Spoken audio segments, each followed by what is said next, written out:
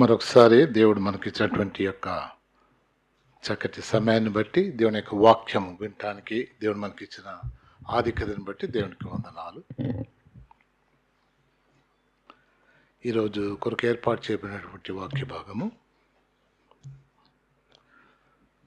2 వచనాలు నేను చదువుతాను ప్రత్యేకంగా. 1 కొరింథీయులకు రాసిన పత్రిక 1వ అధ్యాయం 18వ వచనం, తర్వాత రోమా 1వ అధ్యాయం 16వ వచనం. ఈ 2 వచనాలు నేను చదువుతానండి. సిలువను గూర్చిన వార్త నశించుచున్న వారికి వెర్రితనముగాను, రక్షింపబడుచున్న మనకు దేవుని శక్తి. 2వ వాక్య భాగము రోమా 1:16. సిలువను గూర్చి నేను సిగ్గుపడువాడను కాను, ఏలైనగా నమ్ము ప్రతివానికి, మొదట యూదునికి గ్రీసు దేశస్థునికి కూడా రక్షణ కలుగ చేయుటకు అది దేవుని శక్తి అయి ఉన్నది. దేవుడి వాక్యం దీవించుగాక. జీవగల మా దేవ, మా ముందున్నటువంటి యొక్క వాక్య భాగాన్ని మీరే మా కొరకు దీవించవలని క్రీస్తునామమున వేడుకుంటున్నాం మా తండ్రి, ఆమెన్. ఈరోజు నా ప్రసంగ శీర్షిక సువార్త దేవుని శక్తి. మొట్టమొదటిగా ప్రారంభ సంఘంలో ఎవరు క్రైస్తవులని పిలబడ్డారు? ఎవరైతే క్రీస్తును అనుసరించారో, యేసుక్రీస్తు ప్రభువును అనుసరించారో వారందరినీ క్రైస్తవులు అని పిలిచారు. క్రైస్తవులు అంటే ఈ లోకంలో మనుషులకి ఎవరికైనా తెలుసా అండి? ప్రపంచం మొత్తంలో పెద్ద సంఖ్య క్రైస్తవులే, అవునా? ప్రపంచం మొత్తంలో. కాకపోతే పర్సంటేజ్ తగ్గిపోయింది. కొన్ని డికేట్స్ బ్యాక్ 60% దాకా ఉండేది. కానీ ఉన్న వాటిల్లోన ప్రస్తుతము ఇంకా బార్డర్కి వచ్చేసింది. ఆ తర్వాత ఏదొస్తుందో తెలియదు. దేవుడు లేని వాళ్ళు ఎక్కువైపోతారేమో తెలియదు, ఎథియిస్ట్ అంటారు. కానీ ఈ సమయంలో ఒక మాట, ప్రపంచం మొత్తము క్రైస్తవులు ఎవరో అది తెలిసిన విషయమే. ఎందుకు తెలుసా? ఈ రోజుల్లో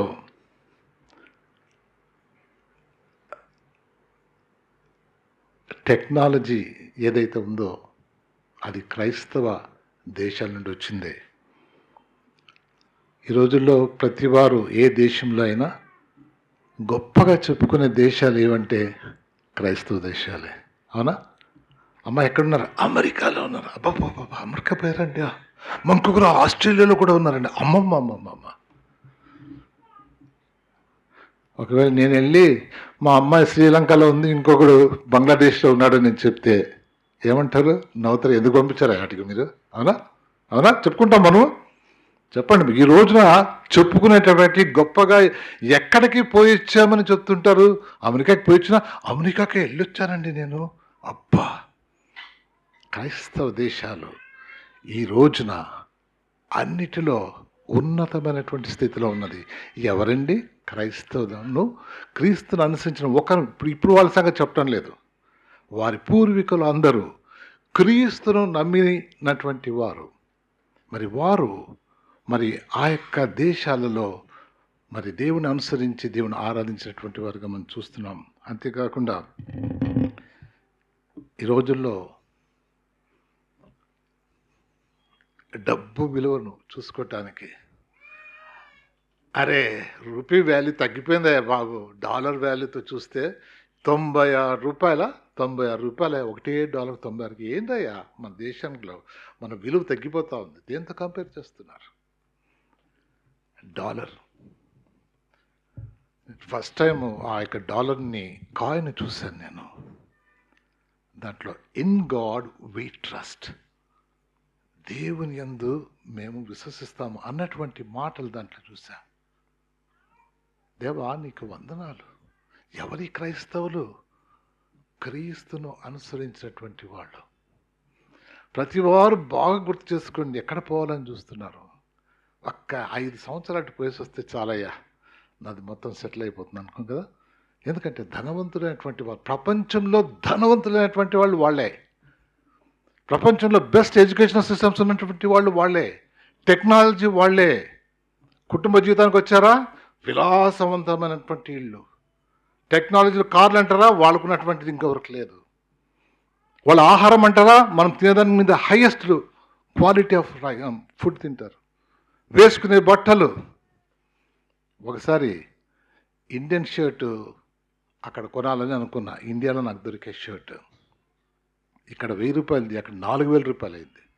ఏంటయ్యా బాబు, ఆ క్లాత్ వేరు, ఈ క్లాత్ వేరు. ఒకసారి ఆ యొక్క బట్టలు ఫ్యాక్టరీ ఉన్నటువంటి వాళ్ళు, బట్టలు తయారు చేసే వాళ్ళ దగ్గరికి వెళ్ళి, కాటన్ క్లాత్ ఎంత ఉంటుందండి మీటర్ అంటే 25,000 రూపాయలు అని. 25,000 రూపాయలు కాటన్ క్లాత్. అవునండి. మరి ఇక్కడ మాకు అది, ఇక్కడ మీరు ఎక్కడ కొనుక్కుంటారయ్యా? అమెరికా, ఆ దేశాలు పంపిస్తాం. అంటే వాళ్ళు వేసుకునేటటువంటి బట్టలు ఏ దేశం అండి? క్రైస్తవ దేశం. ఎందుకు? ఒకానొకప్పుడు ఆ దేశంలో క్రీస్తును అనుసరించి వాళ్ళ దేశాల్లో దేవుని ఆరాధించినటువంటి వాళ్ళు, వాళ్ళని బట్టి వాళ్ళ పిల్లల్ని దేవుడు దీవించి ఉంటున్నాడు. క్రీస్తును అనుసరించటం అనేది ఏ రీతిగా జరిగింది? యేసుక్రీస్తు ప్రభువారు ఈ భూమి మీద ఉన్నప్పుడు ఆయన యొక్క జీవితంలో మానవులందరి కొరకు చేసినటువంటి ఆ కార్యము, ఈరోజు ఈ వాక్యం నేను చెప్పేదానికి ముందు చూడగానే శిలువ మీద యేసుక్రీస్తు ప్రభువారు చేసినటువంటి యొక్క గొప్ప కార్యము ప్రపంచమంతా ఎంతగానో ప్రభావితం చేస్తూ వస్తున్న దేవా, నీకే వందనాలు. ఇది ఎలా జరిగిందండి? సువార్త ప్రకటింపబడేదాని వల్ల, మనుషులలో మార్పులు వచ్చేదానివల్ల, వారి యొక్క జీవన శైలి మారిపోయేదాని వల్ల, మరి ఎంతో ఉన్నతమైనటువంటి వారుగా వాళ్ళు ఈ లోకంలో ఉండటానికి సహాయం తెచ్చు. అంతేకాకుండా దేవుడు మానవ కూడా జ్ఞానం ఇచ్చాడు అనుకోండి, ఆ జ్ఞానంతో కూడా ఈరోజు వచ్చేస్తుంది. కానీ ఆశీర్వదింపబడినటువంటి వాళ్ళు, నీవు నీ కుటుంబంలో ప్రార్థన చేసేటటువంటి తల్లిదండ్రులుగా మీరు ఉంటే మీ కుటుంబం దీవించబడుతుంది. వాళ్ళు ఎలాగున్నప్పటికీ నిన్ను బట్టి దీవించబడే ఉంటున్నారు. కాబట్టి ఈ సమయంలో ఇన్ని దేశాలకి ఈ యొక్క సువార్త ఎలాగపోయిందండి? 2000 సంవత్సరాలుగా సువార్త ప్రకటింపబడుతూ ఉన్నది, ఏ కల్తీ లేకుండా. ఆ శిలువ కార్యము అది మన అందరికీ చెప్పబడుతూ ఉన్నది. ఈ దేశాల నుండేనండి మిషనరీస్ వచ్చారు మన దేశానికి. వాళ్ళు చేసినటువంటి పని ఏంటి? సువార్త. వాళ్ళు వినటువంటిది, వారు అనుసరిస్తున్నటువంటిది మరి ఎంతోమందికి వినాలని మన దేశానికి వచ్చారు. మన దేశంలో విలియం కేరీ గారు ఉన్నారు కదండి, వారి యొక్క సేవ ఈరోజు నువ్వు ఈ బైబిల్ పట్టుకొని తిరగటానికి పనికొచ్చింది. ఏ దేశాల నుండి వచ్చినాయండి? దేవుని ఒక రోజున అనుసరించి ఆరాధించి నడిచినటువంటి ఆ దేశాలు. ఎలాగా? వాళ్ళు సువార్త ప్రకటింపబడినప్పుడు దేవుని అనుసరించేటువంటి ప్రజలు. ఇది సువార్త. పోయిన 4 వారాలు మన పెద్దల్ని దేవుడు వాడుకున్న విధానం, ఎంత మంచి మిషనరీస్ని పిలిచారండి, సువార్థికులను పిలిచారు కదండి. ఆ సువార్థికులు వారి యొక్క సాక్ష్యం చెప్తూ ఉంటే, ఎలా చెప్తున్నారయ్యా? ఒక రోజున మిషనరీస్ మన దగ్గరకు వచ్చి వాళ్ళు సువార్త చెప్పారు, ఈరోజు మన వారే సువార్థికులు అయిపోయారు. దేవునికి వందనాలు. ఎంత ప్రభావము! ఏంటి దీంట్లో ఉన్నది? సువార్తలో ఉన్నటువంటి బలం. అందుకనే సువార్త దేవుని శక్తి, దైవ శక్తి. దానిలో అది మనుషులను మార్చివేసేదిగా ఉంటున్నది. ఒక్కొక్క రోజు ఇప్పుడు ఏం చేస్తున్నారులే, 5 డికెట్స్ బ్యాక్ అంటే 50 సంవత్సరాల క్రితము మిషనరీస్ చెప్తుంటే అటు పోయారా, ఆ విలేజ్కి పోయారా, అట్లా పోయారా, చిన్న మాటలు వినేవాడిని అనమాట. మొన్న చూస్తుంటే, దేవా ఎంత నమ్మకమైనటువంటి వాడు, నీ యొక్క సువార్తను ఎంత స్పష్టంగా ఈ భూమి మీద నువ్వు తెలియచేసుకుంటున్నావు. ఈ యొక్క సువార్త నీ యొక్క జీవితంలో ప్రభావితం చేసేదిగా ఉంటుంది. ఎందుకంటే వార్త అది దేవుని శక్తి అయి ఉంటుంది. అందుకనే అన్ని మార్పుల్లో వాళ్ళు వస్తున్నట్టుగా చూస్తున్నాం. దేవా నీకు వందనాలు. కొత్త వాళ్ళు అప్హోల్డ్, మొదటి రోజు వచ్చారు అప్హోల్డ్. ఆంధ్రప్రదేశ్లో నాకు తెలియకుండా అన్ని మిషనరీస్, అంత సేవ జరుగుతూ ఉంది. శ్రీకాకుళం ఏరియాలో ఎన్నిసార్లు పోయి వచ్చాను అక్కడికి. దేవా నన్ను క్షమించి, ఎంత ఇగ్నోరెంట్గా ఉన్నా.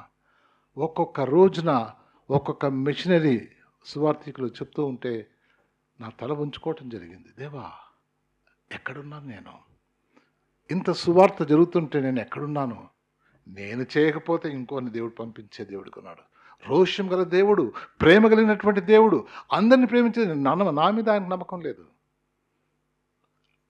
ఆయన అందరిని ప్రేమిస్తున్నాడు కాబట్టి ఉన్నటువంటి వారిని తీసుకో చెప్తాడు. అప్హోల్డ్ ఐఎం ఎఫ్ఎంపిబి. లాస్ట్కి వచ్చేసరికి జెమ్స్. అది చెప్పిన తర్వాత పడిపోయాను నేను. ఏందయ్యా ఎట్లా నీవు మినిస్టర్ చేశావు? ఆ బిల్డింగ్లు చూసారే వాళ్ళు చెప్తా ఉంటే, ఒక్కొక్క బిల్డింగ్ దగ్గర ప్రార్థన చేస్తే బిల్డింగ్లు వచ్చినాయి. ప్రార్థన చేస్తే బిల్డింగ్లు వస్తాయా? ఎందుకు రావు? దేవుని శక్తి. మరి దేవా నీ సువార్త ప్రకటించడానికి, నీకు సాక్షులుగా ఉండటానికి మేము ఇక్కడ ఉంటున్నాము కాబట్టి బిల్డింగ్స్. దేవుడి అంత భయభక్తులు. ఇంకొక చర్చ చూపించింది. 5 గంటలకి, పొద్దున్న 5 గంటలకి దేవునికి ఆరాధన జరుగుతా. 8 గంటలకు వచ్చేదే కష్టమవుతుంది. 5 గంటలకి ఒకరా ఇద్దరా అందరూ నిండిపోయి ఆమె చెప్తా ఉంటే ఎంత ఆశ, తృష్ణ నీ బిడ్డలకి ఇచ్చావయ్యా. నీ సన్నిధానంలో వచ్చి ప్రార్థన చేస్తూ, దేవా ఈ చివరి దినాల్లో నీ యొక్క సువార్త ప్రకటింపబడాలని, నీ యొక్క సువార్త విన్నటువంటి వారిలో దైవశక్తి పనిచేసి వారిని మార్చి నీకు సాక్షులుగా చేయాలన్నటువంటి ఆ యొక్క తృష్ణ వారి మనసుల్లో వారిని నడిపించుంటుండగా దేవా వందనాలు. ఈ యొక్క సువార్తల తర్వాత ఒక్క మాట నాకు భలే నచ్చింది. మేము ఫైనాన్స్ ఎవరిని అడగమండి. అబ్బా ఎవరు కనబడి దొరికిపోయాడండి. నన్ను మెప్పించినటువంటి వారు చాలామంది. మామూలుగా అడుక్కుంటాం మనము, ఇది ఉంది అది ఉంది దయచేసి ప్రార్థన చేయండి అంటే అడుక్కుంటాను అనమాట, ఇంకేం కాదు. ఇది ఉంది ప్రార్థన చేయండి అంటే ఏంటి? డబ్బులు ఇవ్వండి అని అర్థం. డబ్బులు అడగము. అది చెప్పగానే నేను ఆగిపోయాను అసలుకి. దేవా వీళ్ళయ్యా దేవుని సేవకులు, మొత్తం నీ మీద ఆధారపడి ముందుకు వెళ్తున్నటువంటి దైవ సేవకులు ఆ రోజు.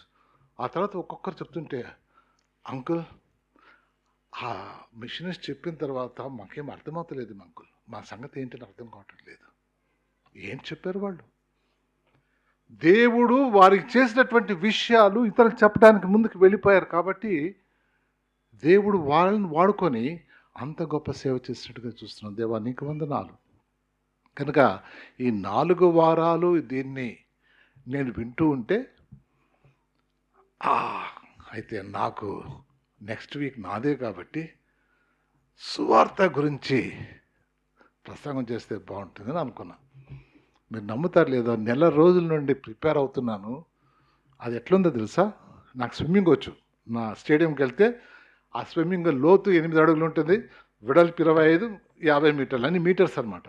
అంతా ఉంటుంది. నేను ఈజీగా ఎక్కడ వేసినా బయటకు వస్తా, ఎందుకంటే ఏదో ఒక సైడు అడుగు ఉంటుంది కాబట్టి బయటకు వస్తా. దేవుని వాక్యాలు చాలా పోర్షన్స్ అన్ని వైపుల నుంచి చూసుకొని కొంత ధ్యానించి వచ్చి ధైర్యంగా ఆయన మీద ఆధారపడి వాక్యం చెప్పడానికి వీలవుద్ది. ఈ సువార్త గురించి నేను ప్రారంభిస్తే ఎట్లా ఉందంటే, సముద్రం మధ్యలో వేసేసారు. స్విమ్మింగ్ ఎంత వచ్చినా ఏ వైపు పోవాలో అర్థమవుతలేదు నాకు. ఏంది సువార్త అయ్యా? ఏ వైపు చూసినా ఇంత బలమైనటువంటిది. నేను ఏం చెప్పాలని మీరు నమ్ముతా లేదా? నేను రాత్రి ఏడ్చేశాను. నేను ఇంత మెటీరియల్ ఉంది, నేను ఏం చెప్పలేను, నేను నిలబడతాను అంతే. అవమానపరచద్దయ్యా, 2 మాటలు చెప్పు, ఈ సువార్తకు సంబంధించిన వరకే నేను చెప్తానని రాత్రి 2 గంటలకు పూర్తి చేశాను. దేవా నేను ఈరోజు నిద్రపోను, లేకుంటే పొద్దున వరకు చూస్తాడు, నువ్వు ఏం చెప్తావు నాకు తెలీదు. నిలబడటానికి సువార్త, ఈ సువార్తనే దాని గురించి ఆలోచన చేస్తుంటే ఆ శిలువ పొద్దున్నే బొమ్మ ఏమన్నారు కదండి, ఆ యొక్క శిలువ కార్యము ఎవరండి అది? ఆ యొక్క శిలువ కార్యము దేవుడు తన యొక్క బిడ్డల చేత ఎంతో బలంగా జరిగించినటువంటి విషయాలు ఈ యొక్క ఉదయ కాలం అని చదువుతున్నది. అపోజిటటువంటి పౌలు దేవునికి వ్యతిరేకంగా క్రైస్తవులను హింసిస్తున్నటువంటి అపోజిటటువంటి పౌలు చెప్పినటువంటి మాటలు నాకు నిజంగా అర్థం కావటం లేదు. ఎలాగ చెప్పాడు? అంత మార్పు చేస్తుందా? సిలువను గూర్చిన వార్త నశించుచున్న వారికి వెరితనంగాను, రక్షింపబడుచున్న మనకు దేవుని శక్తి అయి ఉన్నది. సిలువను గూర్చి నేను సిగ్గుపడువాడను కాను. ఒక రబ్బీగా, యూదుడుగా, పాత నిబంధన నెమరేసిన వాడుగా, ఆ యూదులకి క్రైస్తవులంటే ఎంత కోపమో, అలాంటి వారి దగ్గర మీరు సిలువ వేసి నా పాతి పెట్టబడి 3వ రోజు లేచినటువంటి ఆ యేసు నామంలో నేను సువార్త ప్రకటిస్తున్నా. దేవా, సిగ్గుపడవాడను కాను. పోయినసారి జేమ్స్ ఏం చెప్పారు? జీనా హైతో మర్నా సీకో. ఎంత బాగా చెప్పాడండి. ఆయన చనిపోవటానికి సిద్ధంగా ఉన్నాడు కాబట్టే ఆ యొక్క సువార్త ఆ రోజు ప్రకటించడం ప్రారంభమైంది. ఈ యొక్క నూతన నిబంధనలో సువార్త ఎక్కడి నుంచి ప్రారంభమైంది? మామూలుగా మనం చూస్తే ఎక్కడ ప్రారంభమైందండి? అపోజిట్ పౌలతో ప్రారంభం కాలే, అవునా? మొట్టమొదటిగా మామూలుగా మనం చూసుకుంటే అక్కడ 10వ దినం కదండి, 50th డే వాళ్ళు ప్రార్థన చేసుకుంటున్నప్పుడు పరిశుద్ధాత్మ దేవుని వాళ్ళ మీదకి వచ్చినప్పుడు పేతురు లేచి వాక్యం చెప్పినప్పుడు 3,000 మంది, ఆ తర్వాత జైలు నుంచి తీసుకొని మళ్ళీ ప్రసంగం చేస్తే మళ్ళీ 5,000 మంది, అలాగా వేల కొలదిగా సువార్త ప్రకటిస్తూ ఉంటే అంతమంది ఆయన వైపు తిరుగుతూ వచ్చేసారు. అది ఏం శక్తి అండి? మామూలు వార్త కాదు, సువార్త. దేవుని శక్తి మనుషుల హృదయంలోనికి చొచ్చుకొని పోయి రాతి గుండెలను మాంసపు గుండెలుగా చేసేటటువంటిది. మరి అక్కడ ప్రారంభమైంది మానవుడిగా. ఆ తర్వాత దానికి తర్వాత మరి స్టెఫెను, నేరుగా కొంచెం చెప్తా. స్టెఫెను ఆయన వాక్యం చెప్తుంటే రాళ్లతో కొట్టి చంపేశారు. ఆ సమయంలో అక్కడి నుంచి అందరూ బయటకు వెళ్ళిపోయారు. వాళ్ళ ద్వారా సువార్త చెప్పబడింది. ఆ తర్వాత ఫిలిప్పు, ఆయన ద్వారా, స్టెఫెను చూసినటువంటి అపోస్తలుల ద్వారా, అంతవరకు నేరుగా మనం చూస్తాం. కానీ ఈ సువార్త ఎవరి ద్వారా ప్రారంభమైంది? యేసుక్రీస్తు ప్రభు వారి ద్వారానే. ఆయనే మొట్టమొదటిగా సువార్తను ప్రకటించినటువంటి వాడు. అందుకని ఇక్కడ మార్క్స్ వార్త 1వ అధ్యాయం 1వ వచనంలో మనం చూస్తే దేవుని కుమారుడైన యేసుక్రీస్తు సువార్త ప్రారంభం. దేవుని కుమారుడైన యేసుక్రీస్తు సువార్త ప్రారంభం. యేసుక్రీస్తు సువార్త 14వ వచనం ఎప్పుడు ప్రారంభించాడు? యోహాను చెరపట్టబడిన తరువాత యేసు, కాలము సంపూర్ణమై ఉన్నది, దేవుని రాజ్యము సమీపించి ఉన్నది, మారు మనసు పొంది సువార్త నమ్ముడని చెప్పుచు దేవుని సువార్త ప్రకటించుచు గలిలయకు వచ్చాను. యేసుక్రీస్తు ప్రభువారు ఎక్కడి నుంచి ప్రారంభించాడు? ఆయన ప్రణాళికలు ఎంత చక్కగా ఉన్నాయి. యోహాను ఆయన చేయవలసినంత చేశాడు, చెరలోనే తీసుకుపోన్నాడు. నెక్స్ట్ ఏంటండి? బయటకు వస్తాడా? బయటే ఉన్నాడు, ఆయన తలకాయ బయటకు వస్తుంది, అవునా? ఆయన శిరచ్ఛేదం చేయబడ్డాడు. కాబట్టి దేవుడు అక్కడి నుంచి ప్రారంభించి ఆయన వచ్చేటువంటి, చూడండి ఎంత చక్కగా ఈ వాక్యం చూస్తే, యోహాను చెరపట్టబడిన తర్వాత యేసు, కాలం సంపూర్ణమై ఉన్నది, దేవుని రాజ్యము సమీపించున్నది, మారు మనస్సు పొంది సువార్త నమ్ముడి. దేవుని రాజ్యంలో ప్రవేశించటానికి క్వాలిఫికేషన్ ఏంటి? మనము సువార్తను నమ్మాలి. అది అక్కడి నుంచి ప్రారంభమైంది. ఆ సువార్త ఇక్కడ మనం గమనిస్తే, ఈ యొక్క వాక్య భాగాల్లో మనం గమనిస్తే, దేవుని కుమారుడైన యేసుక్రీస్తు అన్నటువంటి మాటలు ఇక్కడ మనం చూడాలి. యేసుక్రీస్తు దేవుని కుమారుడుగా మనం చూస్తున్నాం.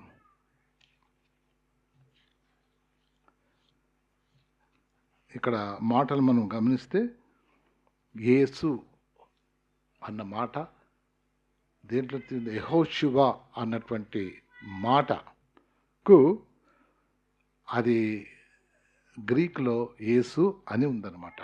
దాని అర్థం ఏంటి? యేసు అని పేరుకు అర్థం ఏంటి? యెహోవాయే రక్షణ. ఈ యొక్క సువార్తకు ఆధారము మూల వ్యక్తి యేసుక్రీస్తు ప్రభువే. ఇది ఎవరో ఇన్ఫర్మేషన్ కాదు, వేరే వాళ్ళ గురించి చెప్పటం కాదు. నిన్ను నన్ను సృష్టించినటువంటి దేవుడు ఆయనే మూల వ్యక్తి ఈ యొక్క సువార్తకు. అందుకనే ఆయన అక్కడ ఉన్నప్పుడు క్రీస్తు అనబడిన యేసు ఆమెకు పుట్టాడు, అంటే మరియమ్మకు పుట్టాడు అనేటువంటి మాట మనం చూస్తున్నాము.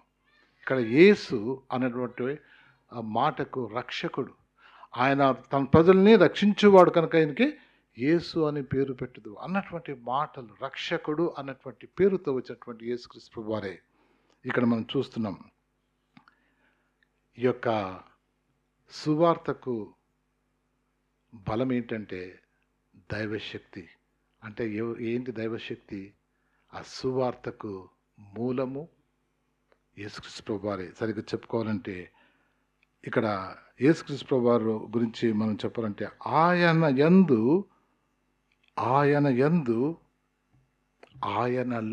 ఆయన ద్వారా ఈ యొక్క సువార్త జరిగింపబడింది. అంతే కదండి. సువార్త ఏంటి? పొద్దున చూసిందే. ఆ శిలువ మీద వేలాబడినటువంటి వాడు పాపముతో దేవునికి దూరమై నిత్య నరకానికి పాత్రలైనటువంటి వారిని దేవుని వైపు తిప్పటానికి నీతిమంతుడైనటువంటి దేవుడు ఆ శిలువ మీద తన ప్రాణాన్ని ఇచ్చాడు. అది సువార్త. ఆ సువార్త అండి, అదే సువార్త. చాలామందికి అర్థం కాదు. అదేంటి సువార్త? ఆయన కాకపోతే ఇంకా ఎవరు చేయటానికి లేదు. ఎందుకంటే నిన్ను సృష్టించిన దేవుడు ఆయన ఒక్కడే నిన్ను రిపేర్ చేస్తాడు, నీ పాపాల నుంచి తీసివేసేవాడుగా ఉంటున్నాడు. కాబట్టి ఈ యొక్క సువార్తకు మూలము ఆయనే, యేసుక్రీస్తు ప్రభువారు. ఆయన ద్వారా, ఆయనలో ఈ యొక్క సువార్త కార్యము జరపబడింది. దాన్ని బట్టి దేవునికి వందనాలు చేయొచ్చు. ఆయన యందు క్రీస్తు. ఇక్కడ దేవుని యొక్క కృప ఏంటంటే దేవుని యొక్క బిడ్డలు ఆయన వైపు చూచినప్పుడు దేవుడు వారి హృదయాలతో మాట్లాడేవాడుగా ఉంటున్నాడు. యేసుక్రీస్తు ప్రభువారు తన యొక్క జీవితంలో ఏమని చెప్పబడ్డాడండి? దేవుని కుమారుడుగా ఇక్కడ మనం చూస్తున్నాం. యేసుక్రీస్తు ప్రభువారిని దేవుని కుమారుడుగా మనం చూస్తున్నాం. ఎందుకంటే యేసును గూర్చి తండ్రి చెప్పిన మాటలు. ఇక్కడ యేసును మరి మరియమ్మ కుమారుడుగా మనం చూస్తున్నాము, క్రీస్తు అంటే మెస్సయ్యగా మనం చూస్తున్నాము. కానీ యేసు క్రీస్తు ప్రభువారిని గురించి చెప్పినటువంటి మాటలు ఇవన్నీ ఈ సువార్త గురించి చెప్పడం ఎట్లా ఉంటుంది తెలిసిన? ఇంగ్లీష్ వచ్చిన వాళ్ళకి ఏబిసిడి గురించి చెప్పినట్టు ఉంటుంది. ఎందుకంటే ఈ యొక్క ఎవాంజలికల్స్ ఈ యొక్క వాళ్ళ ట్రైనింగ్ ప్రోగ్రామ్స్లో చైల్డ్ లెవెల్ కానీ లేకపోతే యూత్ కానీ ఏది కానీ వాళ్ళ యొక్క మెసేజెస్ వితౌట్ గాస్పెల్, దేవుని సువార్త లేకుండా నువ్వు ప్రసంగం చేస్తే దానికి అది సంపూర్తి కాదు. ప్రతిసారి చెప్పవలసింది ఏబిసిడి ఎంత మనకు తెలిసినా దాన్ని క్రమంలో చేయాలి కదండి. ఈ మధ్య కంప్యూటర్లో ఇట్లా కొడుతుంటా తెలిసిందే, యూజ్ వాజ్ ఇవన్నీ కొడుతున్నప్పుడు టక్ రెడ్ లైన్ వస్తుంది. ఏంటంటే స్పెల్లింగ్ తప్పిందండి, కొట్టు, దాని సరిగ్గా రావాలి. మాట్లాడాలంటే సరిగా రాయాలంటే మనం ఎక్స్ప్రెషన్ చేయాలంటే ఆ యొక్క లెటర్స్ కరెక్ట్గా ఉండాలి. ఇక్కడ సువార్త అనేది ప్రతి ప్రసంగంలో ఉండాలి. ప్రతి వారు విన్నప్పుడు ఈ సువార్త వినబడాలి. ఎందుకంటే ఇది మీ హృదయంలో మార్చేదిగా ఉంటున్నది. అందుకనే ఇది ఎవరండి? దేవుని శక్తి ఎలాగైంది? ఈయన నా ప్రియ కుమారుడు, ఈయన యందు నేను ఆనందించున్నాడు. నా కుమారుడు, ఈయన మాటలు మీరు వినుడి అని దేవుడు ఆయన గురించి చెప్పాడు. ఆయన ఎవరండి? దేవుని కుమారుడు. కాబట్టి ఈ యొక్క వాక్యం దేవుని యందు దేవుని ద్వారా సిలువలో జరిగింది. కాబట్టి ఇది బలమైనటువంటి దేవుని యొక్క సువార్త. నిన్ను సృష్టించినటువంటి దేవుడు నీ కొరకు చేసినటువంటిది. ఈ రోజున వాళ్ళు మిషనరీస్ కావటానికి కారణం ఏంటండి? వారు దేవుని యొక్క వాక్యాన్ని పఠించే కొలది దేవుడు వాళ్ళు రోజు రోజు వారితో మాట్లాడే దాన్ని బట్టి వారు ఉద్యోగాలు కూడా రిజైన్ చేసి వెళ్ళిపోయారండి. వెళ్ళిపోయి ఈ రోజున అన్ని చోట్ల ఎక్కడికి వెళ్ళమంటే అక్కడికి వెళ్ళి వాక్యాలు చెప్తున్నారు. ఒక 2 days బ్యాక్ ఒక ఆఫ్రికన్ ప్రీచర్, చాలా వెల్ నోన్, ఆయన వచ్చి వాక్యం చెప్తున్నాడు. ఎంత బాగా చెప్తున్నాడు అన్నాడు. మా అమ్మ నాన్నోళ్ళు స్లేవ్స్గా ఉన్నప్పుడు, అంటే ఏంటంటే తెలుగులో బానిసలుగా ఉన్నప్పుడు, వారిని వేరే వాళ్ళని హింసిస్తున్నప్పుడు, యేసే నా దేవుడు, ఆయన నాతో ఉన్నాడు అని పాట పాడుకుంటా వెళ్తున్నానటువంటి ఆ పాట పాడి, వాళ్ళు ఆ రోజున వాళ్ళ కష్టాల్లో వెళ్తున్నప్పుడు ఆయన వారితో నడిచాడన్నటువంటి ఆ మాటలు ఈరోజు నేను ఆయన వైపు ఉండటానికి సహాయం చేసింది అన్నటువంటి ఆ మాట చెప్తుంటే, what a great word. Africans are very big personalities. వాడు ఎంత పెద్ద పర్సనాలిటీతో ఉన్నాడు. ఆ రోజున స్లేవ్స్గా ఉన్నటువంటి మా యొక్క గ్రాండ్ పేరెంట్స్ వాళ్ళ కష్టాల్లో పోతుంటే ఈ పాటలు పాడుకుంటూ ఆ కష్టాల్లో వాళ్ళు మర్చిపోతూ ఆయన వైపు చూస్తూ ఆయన ఎందుకు విశ్వసించారండి. అందుకనే నేను ఈరోజు ఇక్కడ, అబ్బా దేవా నీకు వందనాలు. సువార్త యొక్క బలం ఎంత గొప్ప బలం. దేవునికి వందనాలమ్మా. చాలామంది ఈరోజు పిల్లలు లక్కీ పీపుల్ అని చెప్పాలా. మీ పేరెంట్స్ అందరూ దేవుని నమ్మినటువంటి వారు, మీకు వచ్చేటటువంటి వాళ్ళు దేవుని సువార్త చెప్తున్నటువంటి వారు, మీ యొక్క బిడ్డలు దేవుని వాక్యం చేత నింపబడుతూ ఉన్నారు. సువార్త ఎంతో బలమైంది. అందుకని ఈ యొక్క సువార్త ఊరికే మనం ఎక్కడ పడితే అక్కడ చెప్తాం కదా. ఇది ఒక పెద్ద ప్రణాళిక, గొప్ప ప్రణాళిక. ఈ యొక్క సువార్త, ఈ యొక్క ప్రణాళిక మన యొక్క జీవితంలో జరగటానికి దేవుడు ఏర్పాటు చేశాడు. ఈ యొక్క అకార్డింగ్ టు స్క్రిప్చర్స్, దేవుని వాక్యానుసారంగా ఆయన మన కొరకు ఆ శిలువ కాలంలో చనిపోయాడు. ఎన్ని ప్రవచనాలు చెప్పబడ్డాయి, ఎన్ని ప్రవచనాలు చెప్పబడినాయి. వాటి ప్రకారంగా ఆయన దేవుని యొక్క సేవలో ముందుకు వచ్చి, రోమా 1:2 మన ప్రభువైన యేసుక్రీస్తు విషయమైన ఆ సువార్తను పరిశుద్ధ లేఖముల యందు తన ప్రవక్తల ద్వారా ముందుగా వాగ్దానం చేశాను. ఇది ఊరికే వచ్చి ఎప్పుడో వచ్చి అయ్యా నేను ప్రేమిస్తానులే అని చేసినటువంటిది కాదు. ఆయన తన యొక్క జీవితంలో ప్రతిదీ తన ఇష్టానుసారం కాకుండా దేవుని చిత్తానుసారంగా, దేవుని వాక్యానుసారంగా జరిగింది. కాబట్టి దీనికి ముందుగా ప్రణాళిక వేయబడింది. ఈ సువార్త ఎప్పుడు ప్రారంభమైందండి? ఆదికాండంలో ప్రారంభమైంది. అవునా? ఆదికాండంలో తప్పు చేసిన వెంటనే ఆయన ఒక రక్షకుని విషయంలో రక్తం చిందింపడుతున్నటువంటి ఆ విషయాన్ని జ్ఞాపకం చేయబడింది. ఇదొక ప్రణాళిక ప్రకారంగా ఆయన వచ్చాడు. తర్వాత దాని యొక్క బిడ్డలు కూడా దేవుడు మరి ఆయన దర్శనాలు చూపించాడు దీని గురించి. ఒకసారి చదువుకుందాం. దానియేలు 2:24 ఆ రాజుల కాలములలో పరలోకమందున్న దేవుడు ఒక రాజ్యం స్థాపించును, దానికన్నిటికీ నాశనం కలగదు. ఆ రాజ్యము దాన్ని పొందిన వారికి గాక మరెవరికి చెందదు. అది ముందు చెప్పిన రాజ్యములన్నింటిని పగలగొట్టి నిర్మూలం చేయను కానీ అది యుగముల వరకు నిలుచున్నది, యుగంలో నిలిచినది. దానికి అర్థమైందా? దానికి అర్థం కాలే. కానీ దేవుడు తను చేసే కార్యం. అందుకని యేసుక్రీస్తు ప్రభువారు రాగానే చేసినటువంటి పని ఏంటండి? యేసుక్రీస్తు ప్రభువారు రాగానే చేసింది ఏంటండి? యోహాను చెరపట్టబడిన తర్వాత యేసు కాలము సంపూర్ణమై ఉన్నది, దేవుని రాజ్యము సమీపమై ఉన్నది. లూకాలైతే అందు నిమిత్తమే నేను ఇక్కడికి వచ్చాను, దేవుని రాజ్యాన్ని స్థాపించడానికే వచ్చాను. దేవుని రాజ్యం వచ్చింది, నేనే స్థాపించేవాడిని, నేనే సువార్తని. నన్ను అంగీకరించినటువంటి వారే ఈ యొక్క రాజ్యంలో పాలిభాగస్తులుగా ఉంటారు. ఈ యొక్క రాజ్యము రోజు రోజు అది ఎదిగేదిగా ఉంటుంది. అందుకని చూడండి ఏముంది ఈ యొక్క వాక్యం గురించి. దేవుని యొక్క వాక్యం ఏముందంటే, అది ముందు చెప్పిన రాజ్యములన్నింటినీ పగలగొట్టి నిర్మూలము చేయును కానీ అది యుగముల వరకు నిలుచున్నది. పరలోక రాజ్యము అది ఎల్లప్పుడూ విస్తరిస్తూ ఉండేదే.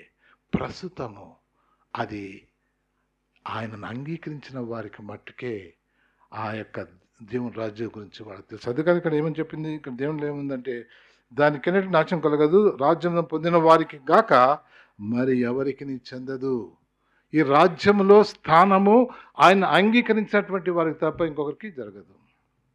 ఇన్ఫర్మేషన్ తెలుసా? నవ్వుతున్నారా మీరు? ఇన్ఫర్మేషన్ మీకు తెలుసా?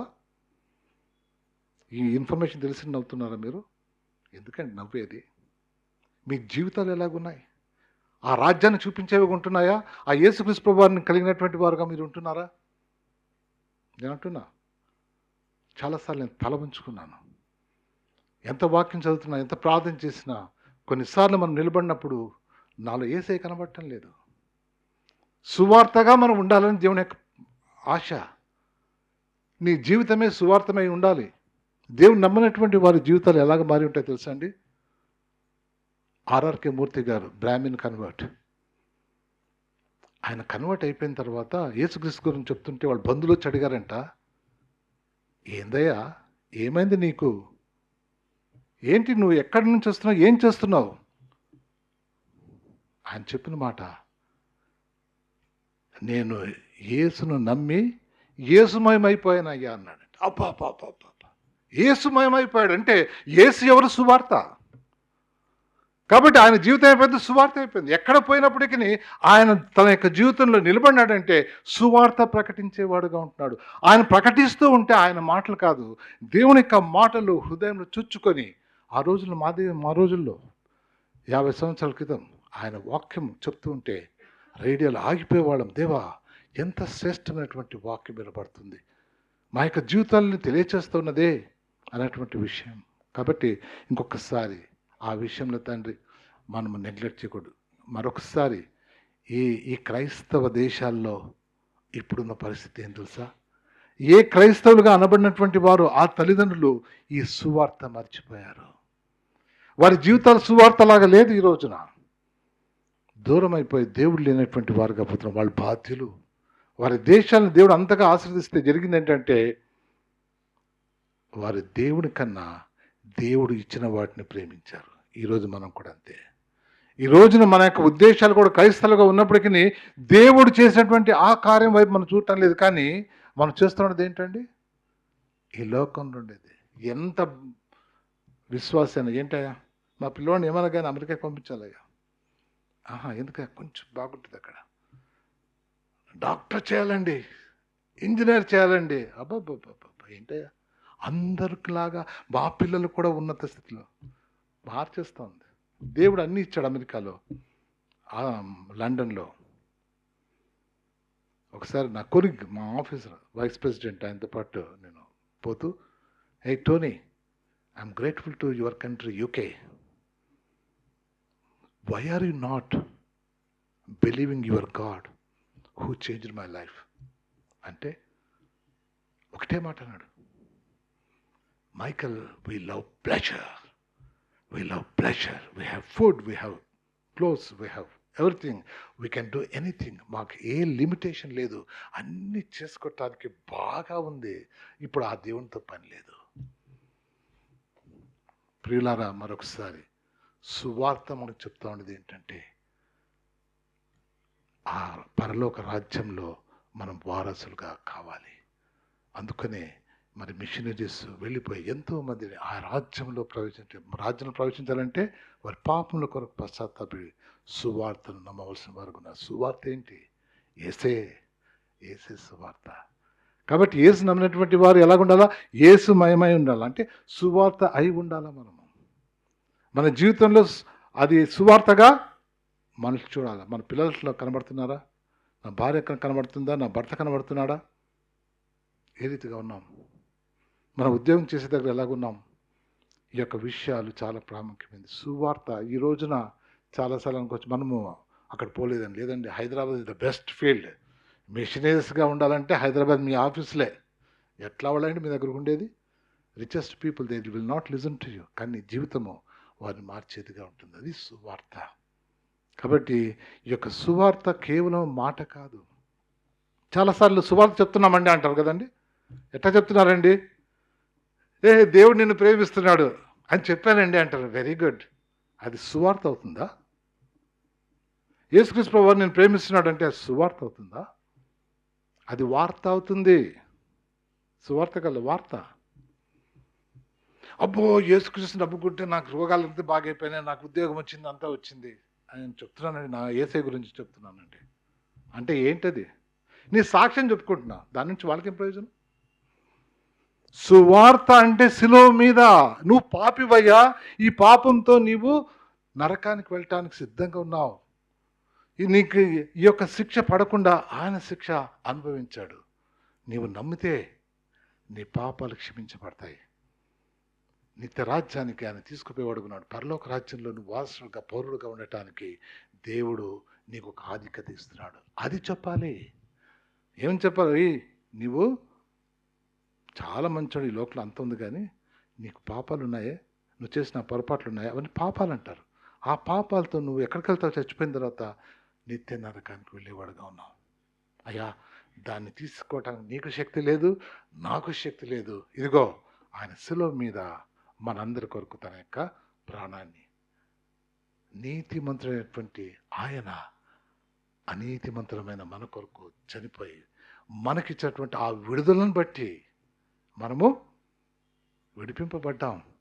దీని తర్వాత మన పాపాలు క్షమించబడటమే కాదు, ఒక రోజున దేవుని దగ్గరికి మనం తీసుకుపోయేవారుగా ఉంటాం. కాబట్టి ఈ యొక్క విషయాన్ని ఇంకా దాంతో వదిలిపెట్టలేదు.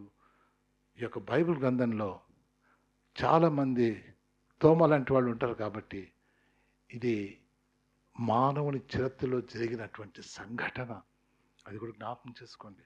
దేవుని ఇదొక చరిత్రలో సంఘటన.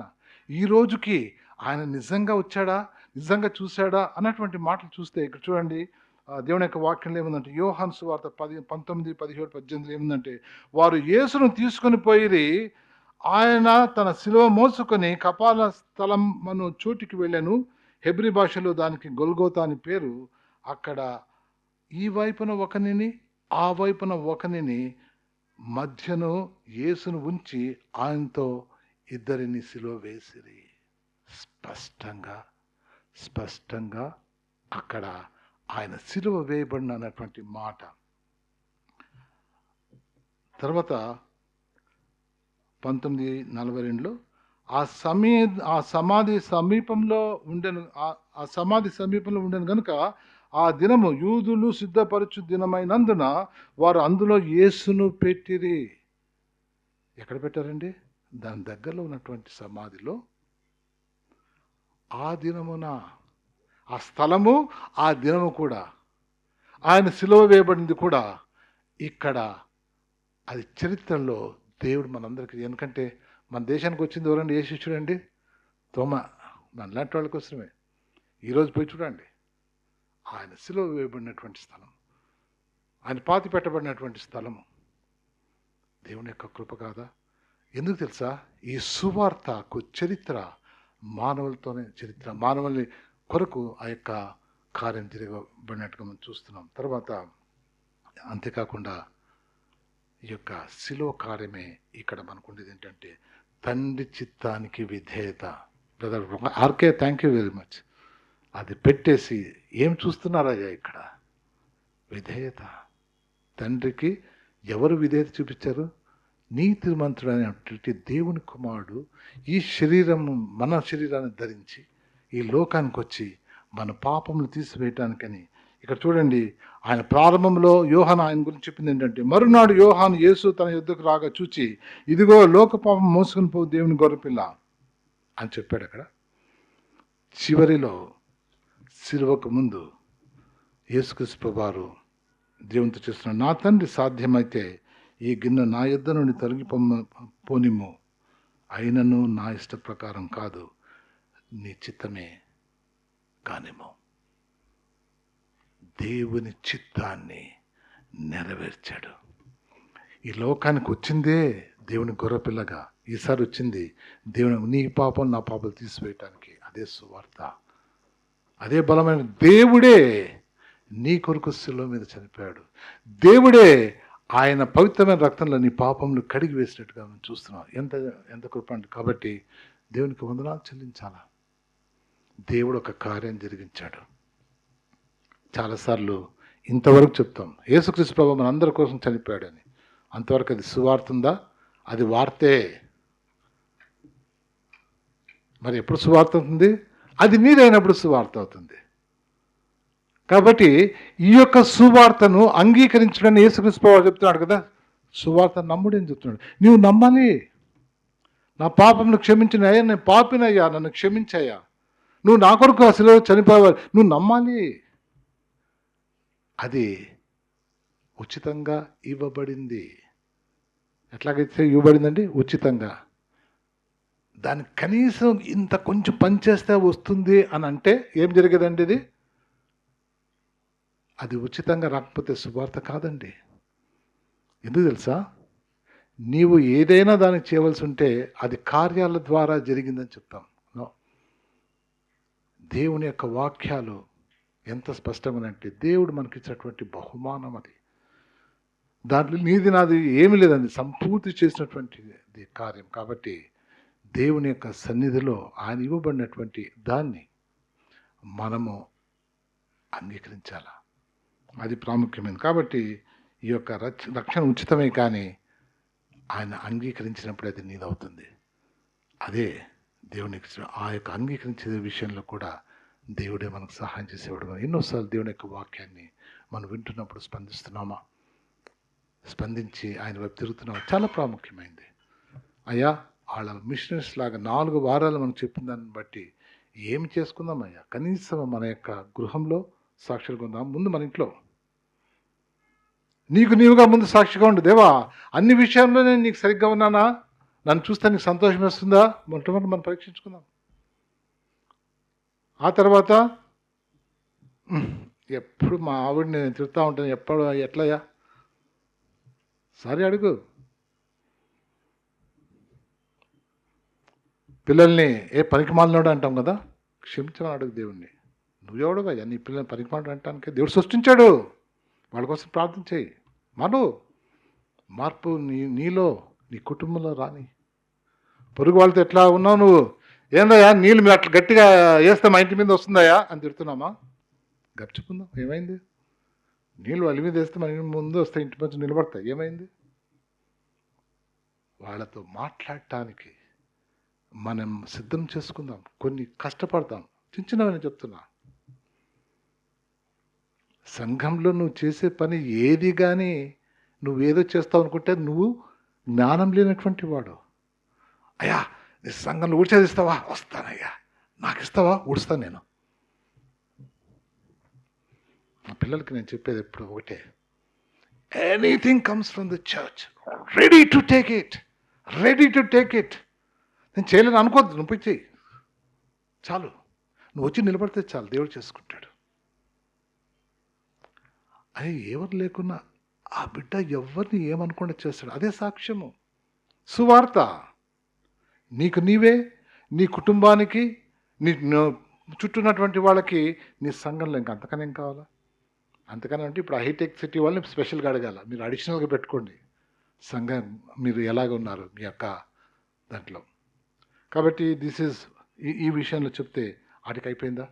దేవుని అంగీకరించిన తర్వాత అయ్యా మేము పాపాలు క్షమించిపోతాయి అంతేనా? కానీ అన్నిటికన్నా గొప్ప నిరీక్షణ ఈ సువార్తను నమ్మినటువంటి వాళ్ళకి గొప్ప నిరీక్షణ. ఈ యొక్క శరీరము ఈ యొక్క భూమి మీద జీవించినంత కాలం ఆ తర్వాత అది పాతి పెట్టబడతాయి. ఆ తర్వాత ఉందండి ఈ సువార్త నమ్మినటువంటి వాళ్ళకు ఉన్నటువంటిది ఏంటంటే, కొలస్సీలకు రాసిన పత్రిక 1వ అధ్యాయం 21-22 వచనాలు ఒకసారి నేను చదివేస్తానండి. గత కాలమందు దేవునికి దూరస్తులను మీ దుష్క్రియల వలన మీ మనసులో విరోధభావం వారునై ఉండిన మిమ్మును కూడా తన సన్నిధిని పరిశుద్ధులను గాను, నిర్దోషులను గాను, నిరపరాధులుగాను నిలువబట్టుటకు ఆయన మాంసయుక్తమైన దేహమందు మరణం వలన ఇప్పుడు మిమ్మును సమాధానపరిచెను. ఇక్కడికి అయిపోలేదండి, ఈ జీవితం అయిపోలే. మనము ఆయన ముందు నీతిమంతులుగా, నిర్దోషులుగా దేవుడి ముందు నిలబెట్టేవాడుగా ఉన్నాడు. Will be qualified. మనం కాదు, ఆయన మనల్ని ఆ రీతిగా సిద్ధపరిచే దేవుడుగా ఉన్నాడు. ఎంత గొప్ప నిరీక్షణ! సువార్త కేవలం మన పాపాలు క్షమించబడినాయి కదా, అది లాభం ఉంది, మంచిదే, గెల్ట్లెస్గా ఉండొచ్చు. కానీ దీని తర్వాత కూడా మనం పరిశుద్ధులుగా, ఆయన యేసుక్రీస్తు ప్రభువుని రక్షణగా అంగీకరించినప్పుడు మనం పరిశుద్ధుల జాబితాకు వెళ్ళాం. సరిపోదండి, దేవుని యొక్క వాక్యం, ఈ యొక్క వాక్యం దాంతో సరిపోలేదు. సువార్త విన్న తర్వాత ఇది నెమరు వేయాలి. ఎంత నెమరు వేస్తే అంతగా శాంక్టిఫికేషన్, బ్రదర్స్ శాంక్టిఫికేషన్ తెలుగు